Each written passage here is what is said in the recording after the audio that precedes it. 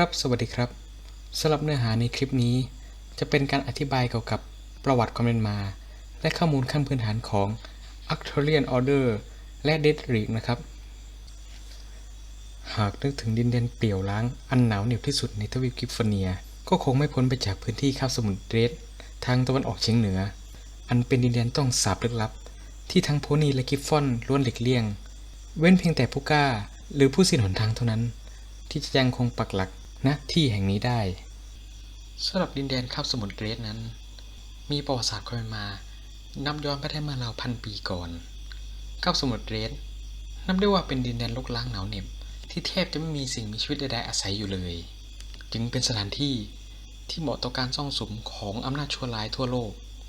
ไม่ว่าจะเป็นเนโครแมนเซอร์แวมไพร์หรือสิ่งมีชีวิตโบราณที่เข้ามารวมตัวกัน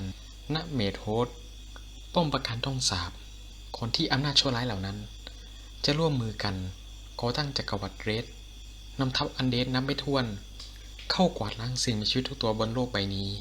แต่ก็เนื่องด้วยการยืนหยัดของกองกำลังแห่งศาสนาจักรทั้ง12โบสถ์ที่อุทิศตนเพื่อต่อต้านกองทัพอันเดดจนกระทั่งความช่วยเหลือของกองกำลังพันธมิตรมาถึงส่งผลให้จักรวรรดิเรดถูกตีแตกพ่ายไปแม้จะชนะศึกไปได้แต่ก็ไม่ได้หมายความว่าภัยร้ายจากอันเดดจะหมดไปองค์สันตะปาปาเดสมอสเดอะเฟลคลอร์ผู้นำแห่งสุริยะเทพีได้ก่อตั้ง The Arcturian Order หรือภาคีอัศวินอาร์คูเรียน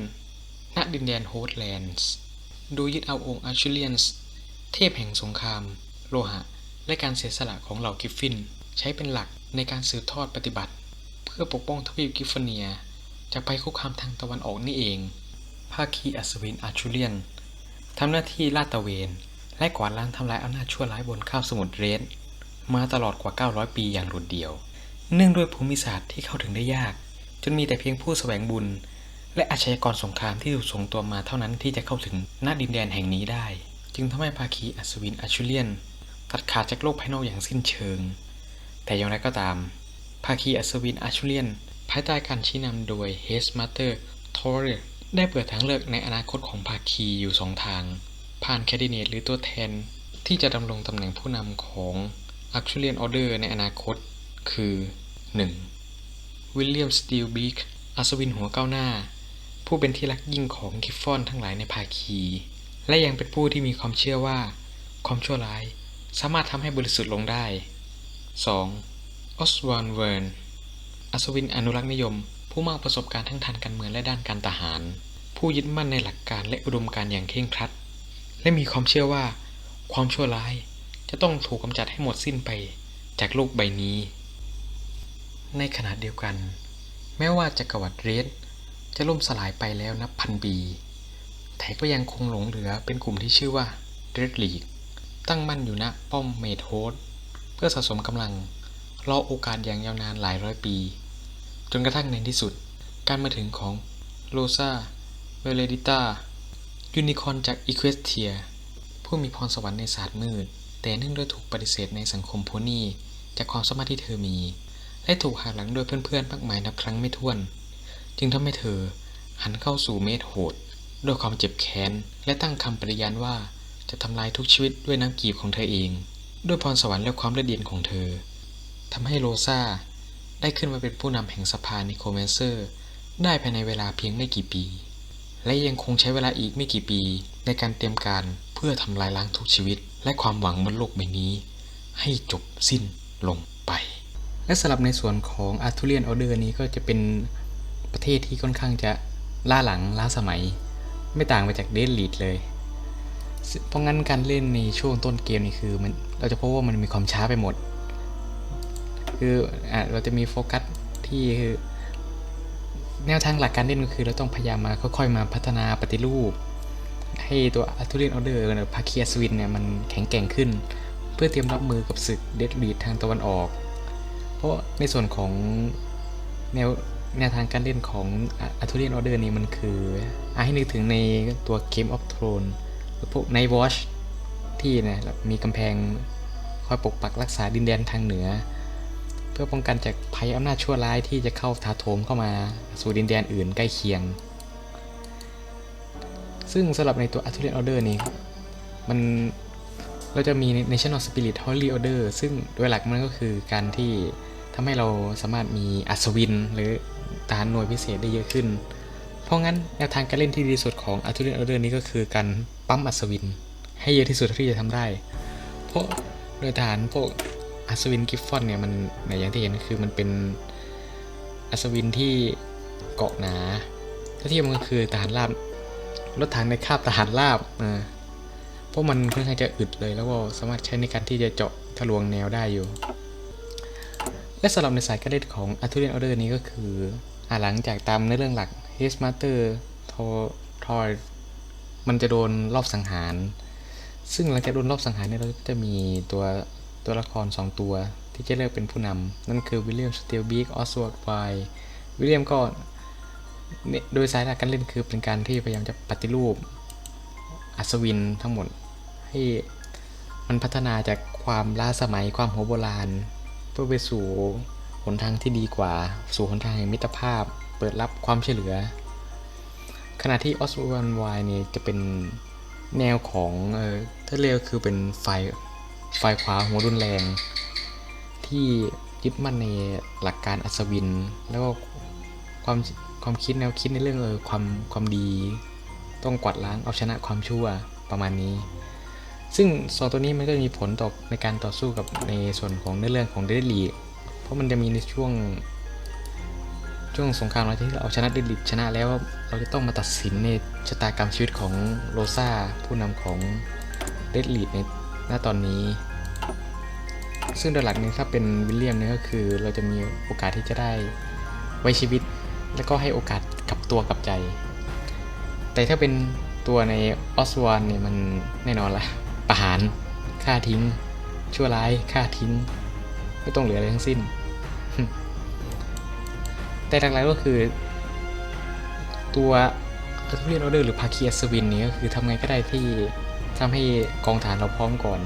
อาศัยความได้เปรียบจากการทำสงครามตั้งรับเพราะเรามีเป็นแนวป้อมหรือแนวกำแพงนี้ป้องกันตามชายแดนอยู่แล้ว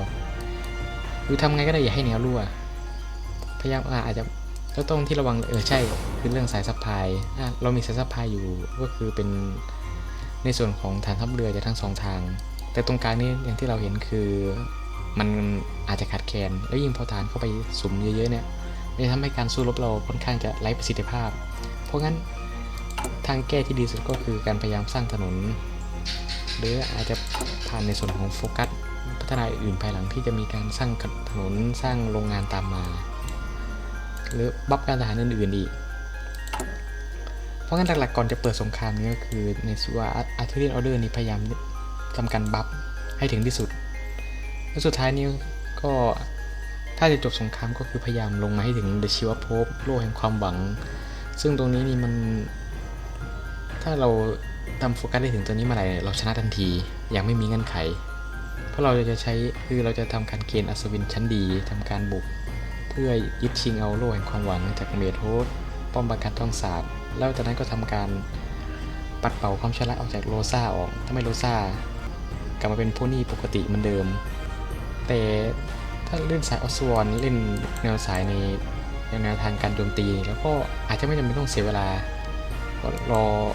ความช่วยเหลือแต่เราอาจจะสามารถที่จะบุกทะลวงแนวไปจนยึดเมทโฮสได้เลย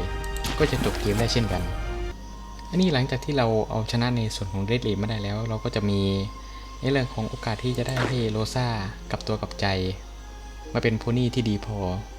และนี่เราก็จะได้โรซ่ามาเป็นแม่ทัพด้วยเช่นกันถ้าเรากดโฟกัสที่สนับสนุนในตัวโรซ่าซึ่งสำหรับโรซ่านี่ก็ถือเป็นแม่ทัพค่อนข้างดีเลยเป็นแม่ทัพสายบุกขณะที่วิลเลียมจะเป็นสายบุญและโดยรวมแล้วหลังจากนี้ Arthurian Order นี่คือภายใต้การนำของวิลเลียมสเตลบีกก็จะมีโฟกัสที่จะนำไปสู่อนาคตสู่การปฏิรูปแนวทางอื่นอีกเยอะแล้วมันจะมีในส่วนของอีเวนต์ลับซึ่งเป็นอีเวนต์ที่ค่อนข้างจะพิเศษเลยคือ The Investigation หรือการสืบสวนต่อจากการลอบสังหารของใน Hexmaster คนก่อนหน้านี้และตรงนี้เองนี่จะเริ่มได้ก็ต่อเมื่อทำการโฟกัสอื่นจนเสร็จเรียบร้อยแล้วแล้วมันจะไปสู่อีเวนต์ลับเป็นสงครามลับในดิสลีนี่แหละอันนี้ผมสปอยนะแต่จะไม่ขอสปอยมากกว่านี้แล้วกันคำแนะนำหลักที่ผมทำได้ก็คือพยายามอัพในเรื่องถนนหนทางป้อมปราการแล้วก็ทหารวางตรึงแนวแถวนี้เอาไว้ แล้วก็คอยระวังแนวหลังด้วยละกันอันนี้คำแนะนำเสริมและหลังจากนั้นแหละพอผ่านสงครามลับไปได้ที่เหลือจะรีบแบบขยายอำนาจจะหาพันธมิตรจากแนวร่วมจะนั่งดูเนื้อเรื่องก็แล้วแต่ตัวผู้เล่นเลยตอนนี้เป็นอิสระแล้วและสำหรับในตัวของเรดลีเองนี่มันก็จะมีความใกล้เคียงในเรื่องการพัฒนาเหมือนกับอาร์ทูเรียนออเดอร์คือล้าสมัยล้าหลังโฟกัสเราก็มีช่องเดียวแล้วก็กว่าจะโฟกัสแต่ละอย่างได้ก็ใช้เวลาที่ค่อนข้างจะนานมากการก่อสร้างก็ใช้เวลานานจะสร้างแค่สักถนนทางหนึ่งก็ใช้เวลาเป็น 3,000 กว่าวันเพราะงั้นการเล่นของดิลิทนี่เลยคือการอดทนและนั่งฟาร์มกองทัพฟาร์มอาวุธเยอะๆเพราะดิลิทเป้าหมายสูงสุดก็คือหลังจากที่โค่นในส่วนของภาคีอัศวินได้แล้วมันคือการโค่นทั้งโลกทั้งทวีปแล้วก็ยังไม่นับรวมอีกนะถ้าทวีปซิบิก้ามาเนี่ยดิลิทมันหนักมากเลยนะกับตัวผู้เล่นที่กว่าจะจัดการได้แต่ละประเทศแต่ละทวีปเนี่ยมันสู้หมายว่ามันจะสู้กับทั้ง3ทวีปเลยที่ต้องจัดการสำหรับตัวเล่นลีนี้ก็จะมี National Spirit ก็คือเมดโฮสป้อมต้องสาบซึ่งก็จะมีบัฟขั้นต้นนี้ที่ช่วยในเรื่องของทั้งความลับการฝึกทหารการยึดเอาอุปกรณ์ของฝ่ายศัตรูการลดค่าในเรื่องของการต้านทานของกลุ่มต่อต้านในแดนศัตรูพวกนี้เป็นต้นแล้วก็การทหารอีกนิดหน่อยกับการเกณฑ์ทหารเพราะว่าตัวดีนี่กองกำลังหลักของมันคือศพคืออันเดดซอมบี้หรือสิ่งมีชีวิตสัตว์ประหลาดอื่นๆซึ่งสำหรับตัวดีนี่ก็คือเราก็จะนำโดยโรซาแล้วโรซานี่เราจะมี2ทางนั่นก็คือทางแห่งโลหิตแล้วก็ทางแห่งกระดูกสำหรับทางแห่งโลหิตนี้ก็คือมันจะเป็นการเน้นคุณภาพเหนือปริมาณก็คือทหารเราเนี่ยมันจะเป็นทหารของพวกทหารแวมไพร์ที่มีการบัฟในเรื่องของการโจมตีการบุกทะลวงที่ค่อนข้างจะดีในขณะที่ในสายของทางกองทัพกระดูกนี้ก็คือเป็นโรซ่าจะมาในเป็นสายพวกลิชพวกหมอผีแล้วเราก็จะได้ในส่วนของปริมาณเพราะงั้นนี่คือเล่นสายนี้ก็คือเราจะใช้เป็นคลื่นซอมบี้ถล่มคลื่นโครงกระดูกถล่มได้อย่างไม่ยั้งเน้นคือปั๊มทหารเพื่อชนกับทั้งโลกซึ่งที่เหลือนี่ก็จะเป็นการบัฟสำหรับเดดลีนี่ผมขอแนะนำว่าควรจะพยายามตีอาร์คูเรียนออเดอร์เนี่ยให้เร็วที่สุดเพราะเราจะได้มีเวลาเพื่อที่จะทำการปั๊มดึงทรัพยากรต่างๆแล้วก็เริ่มไล่ตีแต่ละประเทศไปเรื่อยๆจนกว่าจะจบซึ่งในการจะเริ่มสงครามกับอาร์คูเรียนออเดอร์ได้นี่คือเราก็ต้องมาทำการโฟกัสยังก็ได้ให้ถึงโฟกัสตรงนี้ซึ่งคำแนะนำผมคือโฟกัสบัฟต่างๆตรงนี้นี่คือจะทิ้งก็ได้ค่อยไปโฟกัสหลังจากที่เราชนะสงครามเพราะว่าอาร์ทูเรียนออเดอร์ยิ่งเราตีเร็วได้มันยิ่งดีเพราะมันอ่อนแอยิ่งอยู่นานๆนะมันจะยิ่งแข็งแกร่งสำหรับอาร์ทูเรียนออเดอร์นะแล้วป้อมปราการมันจะหนามากขึ้นมันจะทำให้ไอกองทัพอันเดสเราเนี่ยมันตีหรือบุกทะลวงได้ยากขึ้นแต่คำแนะนำของหลักๆของผมก็คือพยายามบุกทะลวงยึดในส่วนของท่าเรือให้ได้เพื่อที่เราจะได้มีซัพพลายเป็นของตัวเองแล้วเป็นการตัดกำลังซัพพลายของฝ่ายตรงข้ามด้วยจากนั้นที่เรือจะส่งกำลังมหาศาลของเราเข้าล้อมเข้าบุกทะลวงถึงเมืองหลวงเลยก็แล้วแต่ตัวผู้เล่นเลยตรงนี้และนี่ก็คือเดดลีหลังจากที่ทำการตีอาร์ทูเรียนออเดอร์ได้แล้วซึ่งหลังจากนี้แหละมันก็จะมีในส่วนของโฟกัสคือ Finish Onimus with Vitaram ก็คือเป็นโฟกัสที่จะเริ่มทำการประกาศสงครามแบ็คคูเซดเพื่อทำลายล้างทุกชีวิตบนโลกใบนี้ซึ่งโดยหลักมันก็พอหลังจากเสร็จโปรแกรมนี้ปุ๊บมันก็จะมีการตัดสินใจขึ้นมาที่ทำให้เราสามารถทำการประกาศสงครามกับประเทศรอบข้างใกล้เคียงได้รวมถึงมันจะทำให้เรามันเขาเรียกว่าเปิดวอลโกใช่วอลโกคือทำให้เราสามารถประกาศสงครามได้กับทุกประเทศบนโลกใบนี้เลยหลังจากนั้นแหละศึกแห่งความทุรักทุเลก็จะตามมาที่เราต้องมาไล่ตีกับมหาอำนาจใหญ่ๆอื่นๆแล้วก็นั่งคืออาจจะเล่นเป็น10 ชั่วโมงเลยกว่าจะไล่ตีแต่ละประเทศได้แล้วอย่าลืมนะว่าถ้าทวีปซิบิก้ามาอีกเนี่ยเราก็ต้องข้ามน้ำข้ามทะเลข้ามเกาะเพื่อไปตีกับซิบิก้าอีกทวีปหนึ่งเพราะโดยหลักนี่แค่ทวีปแคลิฟอร์เนียกว่าจะตีได้หมดนี่ก็ยากแล้ว แล้วเรายังต้องนั่งปั๊มทหารอีกมากมายเลย คือตรงนี้นี่ถ้าใครคอมไม่ดีนี่เขาแนะนำว่าอย่าเล่นเลยกับเดดลีกเนี่ยเพราะมีคอมค้างแน่นอนเพราะเราต้องปรับฐานเป็นร้อยเป็นหลักร้อยหลัก300 400เนี่ยเพื่อจะแบ่งแนวแบ่งไล่ตีไล่ตบไปทั่วโดยหลักแล้วนี้ก็คือทั้งสองประเทศนี้ก็ถือเป็นประเทศที่ค่อนข้างจะมีแนวทางการเล่นที่จะออกจะพิเศษค่อนข้างจะพิเศษต่างจากในส่วนของประเทศอื่นๆเพราะงั้นผู้เล่นที่เป็นมือใหม่มาเล่นใน2ประเทศนี้อาจจะยากหน่อยเพราะด้วยมันมีทั้งระบบเฉพาะแล้วในเรื่องเฉพาะของมันแนวทางการเล่นที่ค่อนข้างจะ